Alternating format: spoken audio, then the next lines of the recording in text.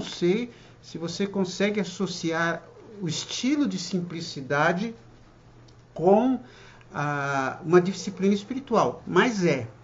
E eu me fundamento aqui, me baseio neste autor, que eu considero um autor extraordinário, Richard Foster, A Celebração da Disciplina. É um livro imperdível.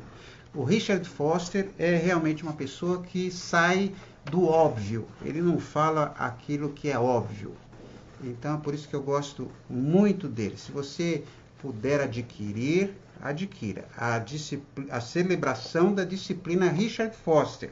E ele também tem um livro, o próprio Richard Foster, este aqui, né? A Celebração da Simplicidade. Esse livro inteiro fala sobre simplicidade. E é muito inspirador, tá bom? Então, se você puder, vai fazer diferença na nossa vida. Nós estamos chegando no final do ano, começa a gente pensar no ano seguinte, né? Quem sabe, né? Você consiga ler um livro por mês. Olha, um livro por mês. É pouco, mas se for um bom livro, vai fazer diferença na sua vida. Tá certo?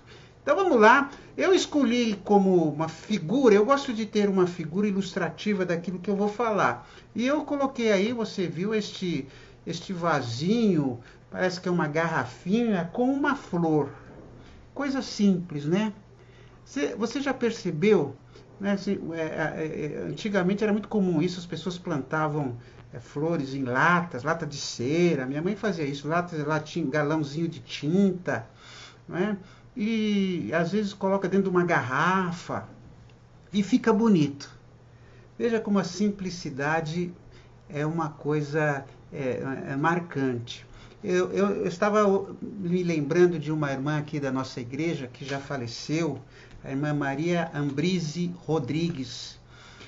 Uma vez eu fiz uma pregação e lá na porta ela me cumprimentou e disse: pastor, ela falava sempre assim com muita ênfase, pastor, que mensagem maravilhosa, que profundidade, pastor. Eu não entendi nada, mas que profundidade. Não é? Quer dizer, então não foi profundo, foi confuso. Foi um sermão complicado, porque quando a gente não entende nada, né? Então, simplicidade em qualquer área da vida é algo a ser alcançado. Somente pessoas que estudam muito, somente pessoas que se preparam muito é que vão ser simples. Quando você ouve alguma coisa muito enrolada, não é que a pessoa era profunda, é porque a pessoa realmente era confusa. Há livros também que você lê e não entende nada. Há livros que você lê e não entende nada porque eles apresentam coisas novas para você.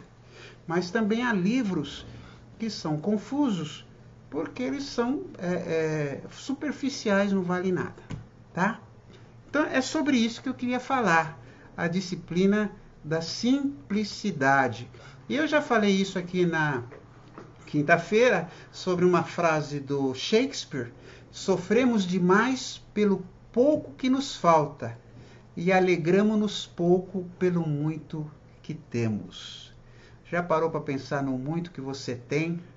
Nesse momento, você que está aí na sua casa, onde quer que você esteja, talvez esteja no carro, aí em algum lugar, pensa em quanta coisa você tem, né?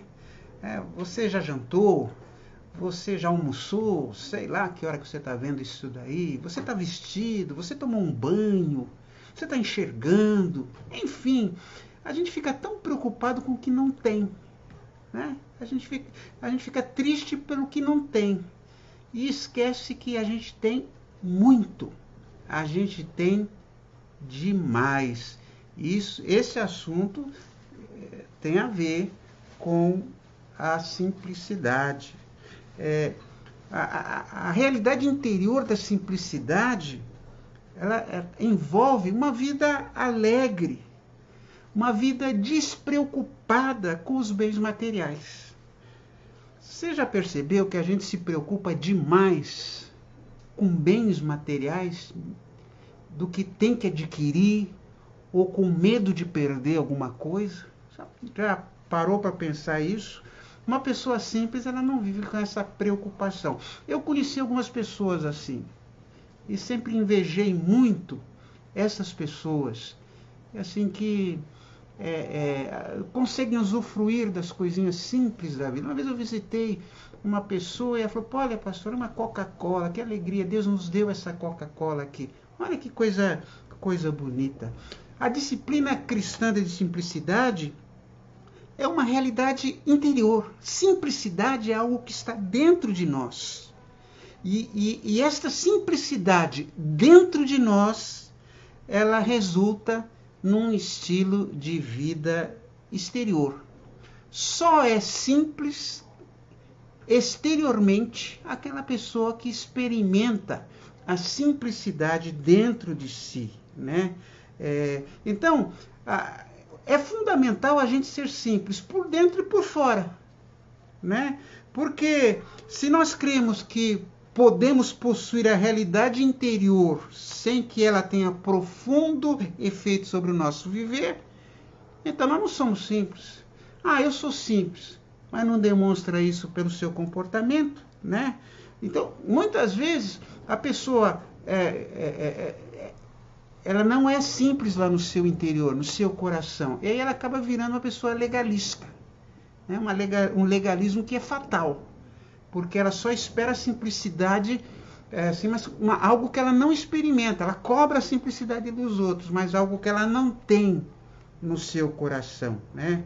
Então, quando a gente tem a liberdade, a simplicidade interior, nós somos livres exteriormente, né? A gente tem uma linguagem honesta, verdadeira, né? A gente não fica cobiçando status ou posição, que posição eu vou ocupar, né? Porque nós não precisamos mais disso. Eu não preciso de títulos, eu sou o que sou, não importa. Se eu sou doutor, se eu sou pastor, ou se eu sou um faxineiro, sei lá, isso não importa, porque eu sou livre no meu interior. Nós paramos com aquela extravagância pomposa. Tem pessoas que é uma pompa, né? A gente pode até ser pomposo, a gente pode até ser extravagante, mas a gente não é, porque é uma questão de princípio. Eu sou simples, é isso. É isso que quer dizer simplicidade, né? Então, tudo que a gente tem é também do outro. Os nossos bens são disponíveis aos outros, né? A nossa cultura, a cultura em que nós vivemos, carece de uma realidade interior como estilo de vida. A nossa sociedade carece de simplicidade. A vida é muito complexa. Nós tornamos as coisas muito complexas. Internamente, lá no nosso coração, nós estamos fraturados, nós estamos fragmentados, né?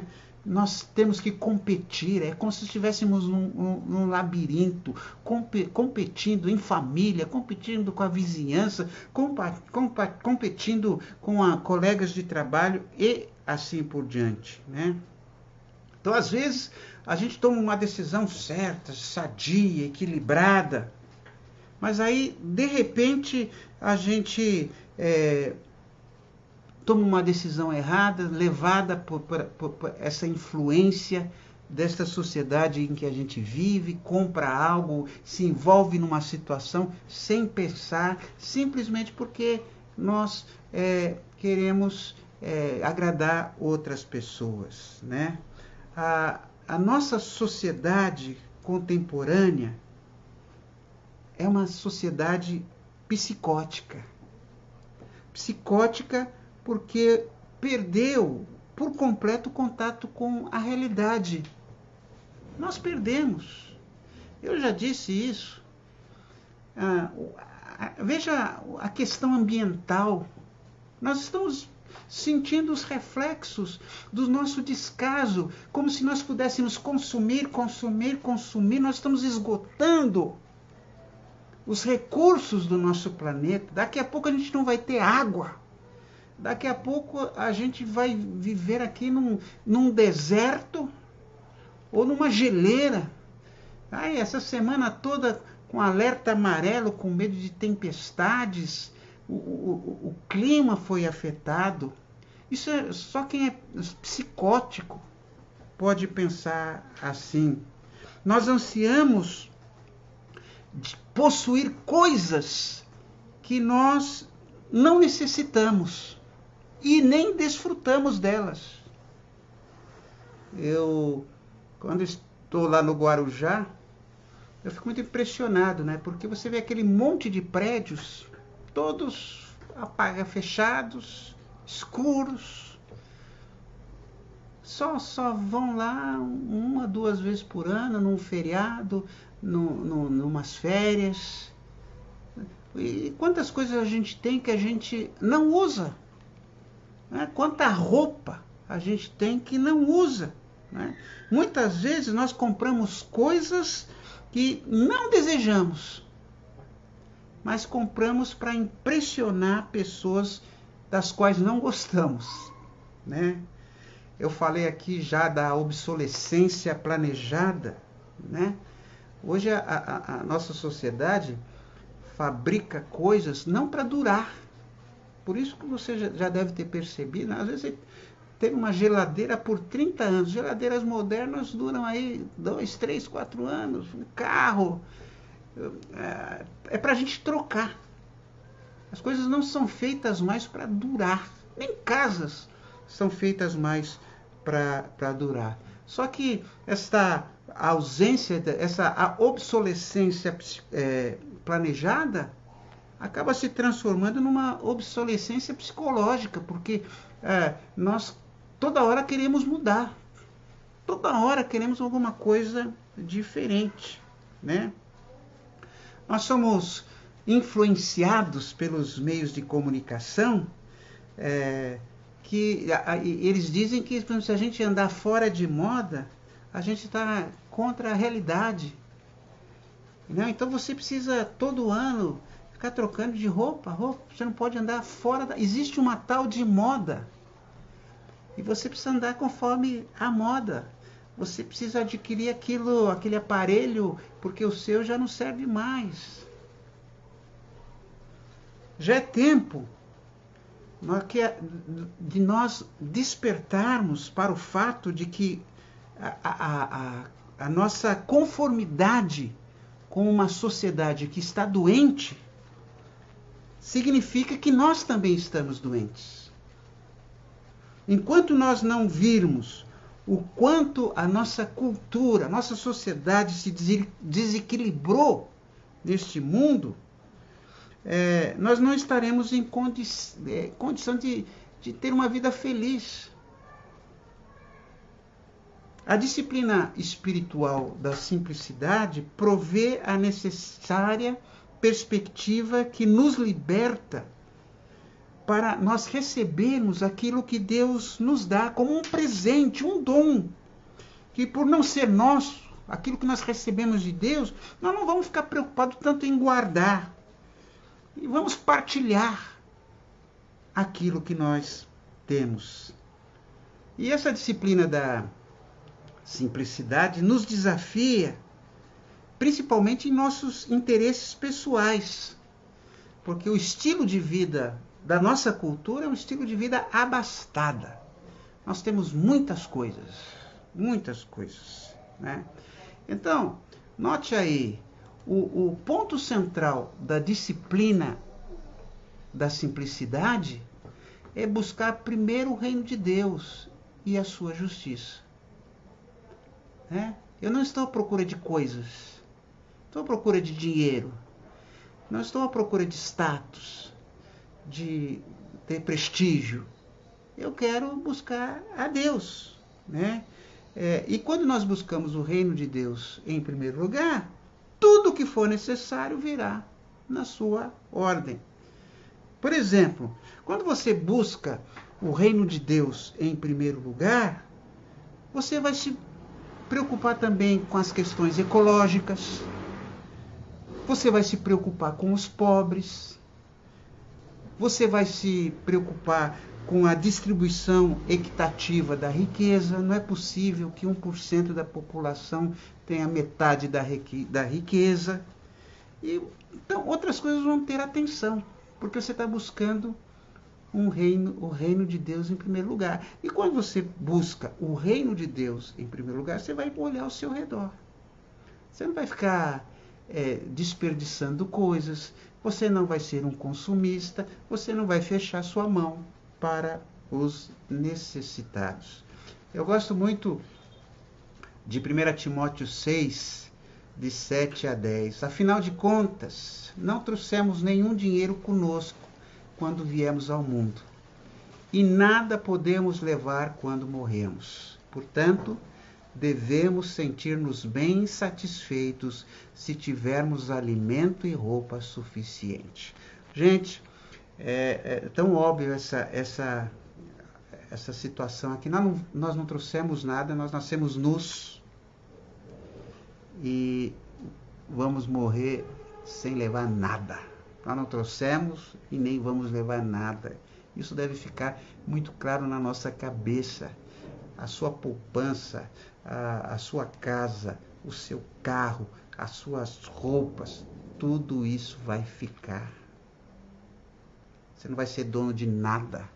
Eu sempre ilustro dizendo que eu nunca vi um funeral com caminhões de mudança atrás, né? Você não vai levar o seu móvel, aquele quadro, aquele vaso, aquela planta, nada.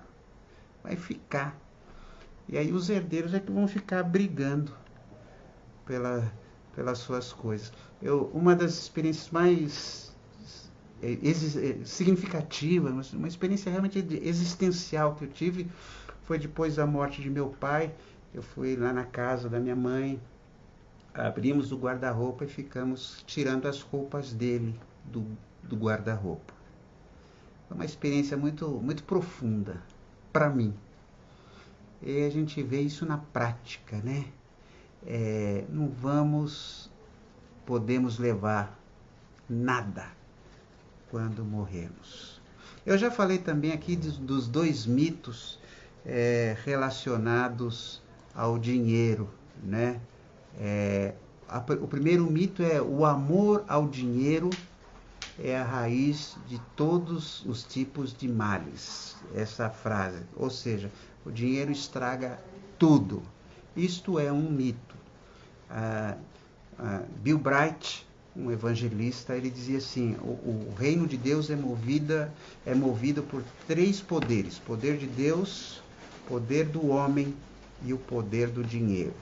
Então, quando o seu dinheiro é bem empregado, quando o seu dinheiro não é usado apenas para sua satisfação, mas quando ele abençoa outras pessoas, abençoa o ministério da igreja, abençoa os necessitados, enfim, ele é uma bênção. Agora, é verdade que é muito difícil uma pessoa não amar o dinheiro. É muito difícil. O dinheiro não é neutro. Eu já tenho dito isso tantas vezes. Eu já vi gente brigando no ônibus, já vi pessoas pegando o cobrador pelo colarinho por causa de algumas moedinhas, de alguns centavos. Então o dinheiro exerce uma força. Então a gente tem que, como disse uma autora, nós precisamos profanar o dinheiro. E como é que a gente profana o dinheiro? Sendo generoso com os necessitados. Então, o dinheiro em si não é maligno, mas o que ele produz em nossa vida, aquilo que a gente faz com a nossa vida, com o dinheiro, isso sim é algo maligno. E o segundo mito é que aquele que diz que o dinheiro garante a felicidade. Nós encontramos em Lucas Jesus dizendo: o valor da vida que alguém tem não depende da quantidade de bens que ela possui. O valor da vida que alguém tem não depende da quantidade de bens que possui. Nós é que valorizamos as pessoas pelo que tem, né? A pessoa que tem muito dinheiro, muito poder, até as besteiras que elas falam, a gente elogia. O chefe, né? o dono da empresa lá onde você trabalha, você vive bajulando. Agora, o dinheiro não dá valor para ninguém. Né? Guarde este mito para não cair nesse erro. Olha só essa frase de François Fenelon. Oh, quão amável é esta simplicidade, quem me dará? Por ela deixo tudo. Ela é a pérola do Evangelho. Bonita essa expressão, né? O Evangelho, a pérola do Evangelho é a simplicidade. Não é? Uma frase também de Eclesiastes 7:29.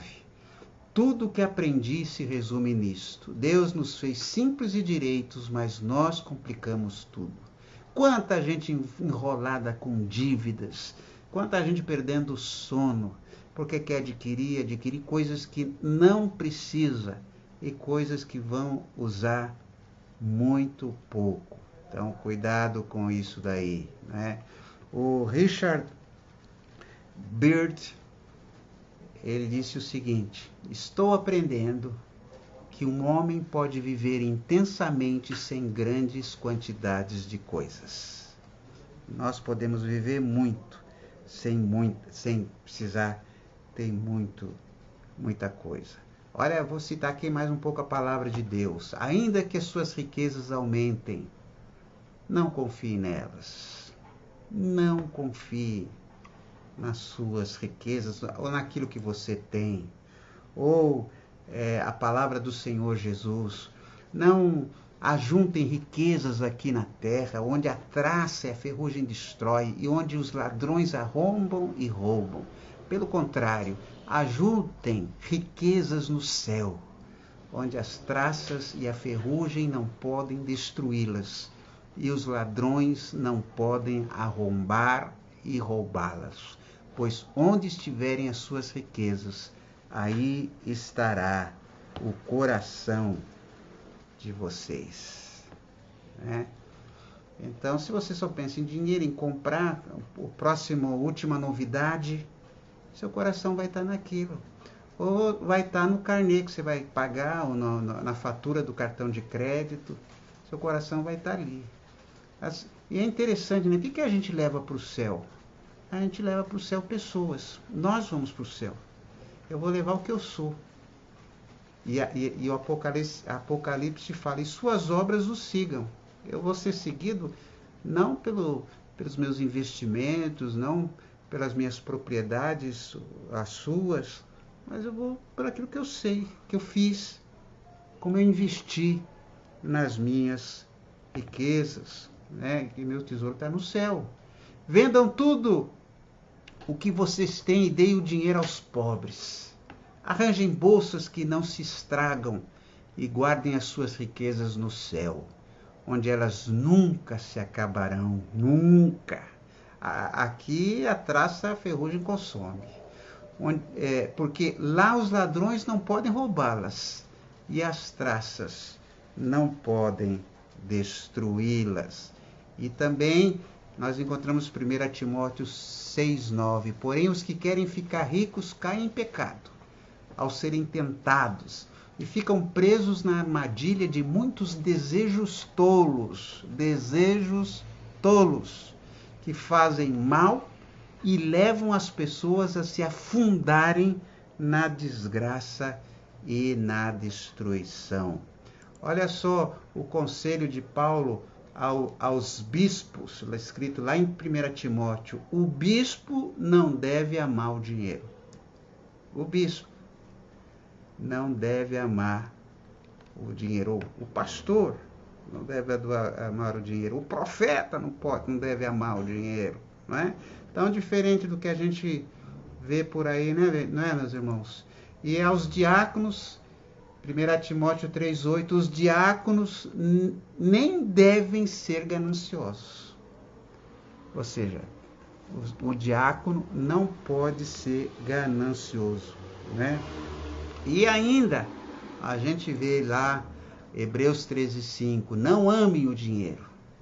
Estejam satisfeitos com o que têm, porque Deus disse: não o deixarei, jamais o abandonarei. Não amem o dinheiro. Estejam satisfeitos com o que têm. Será que isso fala ao seu coração? Será que isso é sua realidade? Será que é a minha realidade também? 3 atitudes interiores de uma pessoa simples. Primeiro, nós somos simples se recebemos o que temos como um dom, né? Um dom de Deus, um presente de Deus. Então não fui eu que conquistei, não é a minha força, não é a minha sabedoria, é um presente de Deus. Tudo que eu tenho, tudo que você tem, é presente de Deus. Ele deu as oportunidades. Essa é a primeira coisa para... isso é meu. Eu conquistei. Para com isso, gente. Tudo que nós temos é um presente de Deus. Outra, se o que temos recebe o cuidado de Deus, né? O negócio é de Deus, não é nosso. Cuidar do que temos é a segunda atitude interior da simplicidade. Deus pode proteger o que nós possuímos. Podemos confiar em Deus. Isso significa que nós não vamos trancar as portas, não vamos não está dizendo isso. Claro que não é. Mas sabemos que a fechadura da porta não é suficiente para proteger a nossa casa. Lembra do confisco do Plano Collor? Quando todo mundo ficou sem dinheiro, aí não foi nem ladrão, foi um governante que muita gente aí votou nele, né? Não existe preocupação à prova de roubo. Não adianta o quanto preocupado você fica. A preocupação não ajuda. Obviamente, essas considerações não se restringem somente às posses, mas incluem coisas como a nossa reputação, o nosso emprego, tudo que temos recebe o cuidado de Deus. Isso vai nos deixar em paz, tranquilos em relação àquilo. E uma terceira atitude interior é se o que temos está disponível aos outros. Dedicar isso a outras pessoas. O que eu tenho não é só meu, não. A gente precisa aprender a repartir. Não só a minha família, mas aquele que for necessário dentro das nossas possibilidades. Essa é a realidade interior da simplicidade. Ou seja, recebemos o que temos como um presente de Deus. Não é meu, é de Deus. Né? Se o cuidado que temos recebe o cuidado de Deus, vai nos permitir ficar tranquilos, mesmo nos momentos mais difíceis, e se o que temos está disponível a outras pessoas. Agora, assim, para a gente ir caminhando para o fim, eu queria dar umas sugestões bem práticas aqui para os irmãos, né? Como eu posso começar a praticar simplicidade? Eu sei que não é fácil. Eu sei que eu não sou uma pessoa simples. Por mais que eu tente, muitas vezes eu sou atingido aí pela mentalidade da nossa época, né? Que exige materialista, consumista. Então, como ser simples? Primeira sugestão: compre as coisas por sua utilidade, não por seu status. Compre alguma coisa porque ele é útil, não porque vai me fazer aparecer mais, né? Isso é fundamental. Por exemplo, roupa. Um tênis, né? Para que eu vou comprar um tênis? Eu tenho visto aí tênis de 1.000 e tantos reais, até mais, né? Quando você compra um tênis aí por 80 reais, 100 reais, 120 reais, ele vai durar muito tempo. Não, mas eu tenho que ter essa marca. Não, cuidado com essa preocupação. Enforque a moda. Compre somente aquilo que você precisa. Use roupas até elas se gastarem. Aliás, eu gosto mais de roupa antiga, roupa usada, assim, mais velha, parece que ela cai melhor no corpo, né? Não fique usando roupa apenas para... Você não é uma árvore de Natal. Use roupa prática, que lhe ajude no seu dia a dia. Uma segunda sugestão: rejeite qualquer coisa que o esteja viciando. Você está viciado em alguma coisa? Aprenda a distinguir entre a verdadeira necessidade que você tem, né, de outras coisas. Eu preciso realmente disso? O que é um vício? Vício é alguma coisa que está além do meu controle. E eu vou ser sincero com você. Quando eu estava preparando essa mensagem, eu fiquei pensando nisso. O que está me viciando? Uma das coisas que eu pensei foi o café. Às vezes eu tomo café, é vício. Não deveria tomar tanto café. Qual que é o seu vício? Né? Como me livrar de um vício? O Richard Foster, ele conta aqui no seu livro que um exemplo de uma pessoa que se levantou e o jornal não estava na porta. Hoje tem gente que nem sabe mais o que é jornal, né? Eu sou viciado em jornal, gosto de jornal.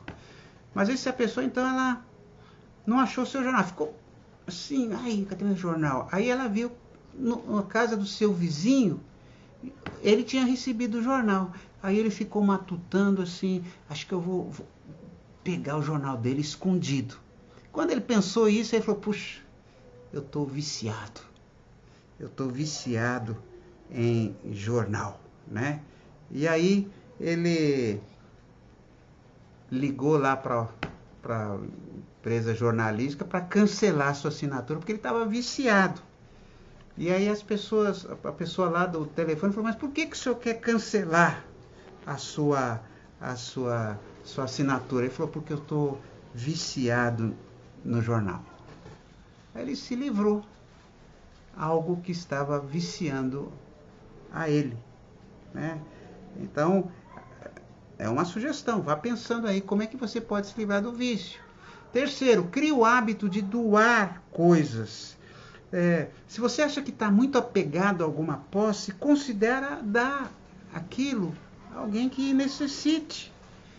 Desacumule quantidades de coisas que não são necessárias, complicam a vida da gente. Nós estamos lá nos encaminhando, né, para a mudança. Eu creio que até lá para março, alguma coisa assim, eu vou conseguir mudar para a nova casa. E a casa onde nós estamos é muito grande. E tem muita coisa. Eu já estou pensando até hoje, como é que eu vou me desapegar? Meus livros, que é uma grande preocupação, onde eu vou pôr tantos livros? Muitos deles eu vou doar. Não é? É um jeito da gente cultivar a simplicidade. Sabe, se a gente doasse metade do que tem, mesmo assim a gente não faria grande esforço. Isso para mim é uma realidade. Se eu doasse metade das minhas roupas, mesmo assim não faria muita falta. Metade. Ou até mais. Outra sugestão que eu quero dar aqui para os irmãos. Recuse ser dominado pela propaganda dos fabricantes de bugigangas modernas. Hoje todo dia aparece uma coisa nova, uma bugiganga. Quanta bugiganga você já não comprou, né? Já falei, as coisas são feitas hoje para não durar. Já viu o presente que você dá para as crianças? Criança é aquele monte, lá em casa a gente tinha 2 tambores de brinquedos dos filhos, tudo quebrado, né? E tudo isso para prejudicar a natureza, muitos produtos que foram usados por apenas alguns momentos. Eu me lembro uma vez eu fui no salão do automóvel e naquela época eles estavam lançando um carro que estacionava sozinho na vaga lá. Eu fiquei muito impressionado, falei, puxa, se eu pudesse ter um carro assim. Bom, o meu carro hoje, ele tem esse equipamento. Ele estaciona sozinho. Sabe quantas vezes eu usei? Nenhuma. Nenhuma vez. Né? Porque ele é muito lento nesse trânsito louco de São Paulo, né? Então, por que eu vou ficar Precisa ter aquele botãozinho ali, aquele rádio que tem uma corzinha diferente, né? Então, isso é muito complicado, né? Uma quinta sugestão: aprenda a desfrutar das coisas sem possuí-las, né? Possuir coisas é uma obsessão da nossa cultura. A pessoa precisa ter a sua, né? Se as possuímos, nós achamos que podemos controlar essas coisas. E se nós podemos controlar, nós sentimos que nos dão maior prazer, né? Essa ideia é uma ilusão. Você não precisa comprar praia para usufruir de uma praia. Você não precisa ter um jardim para usufruir de um jardim, de um parque. Já pensou que sabe desfrutar de um parque? Nós temos aqui na região de Vila Alpina um parque muito agradável para caminhar. Não preciso ser dono daquilo. Não preciso ser dono da praia. Não é? Desfrutar das coisas. Ter prazer disso. Ir a um museu. E assim por diante. Outra sugestão que eu queria dar para você, né, para praticar a simplicidade: desenvolva um apreço mais profundo pela criação. Né? Ande a pé, olhe para as árvores, coloque a mão na terra, desenvolva o apreço, veja os passarinhos. Hoje de madrugada eu escutei lá, eram umas 4 horas da manhã, um galo cantando. Primeiro eu fiquei intrigado: onde veio esse galo aqui? Onde tá esse galo? Mas depois eu fiquei escutando. É profundo, né? Os passarinhos. Contemple os passarinhos, contemple as flores, cheire. Né? Isso vai desenvolver você esta simplicidade de vida.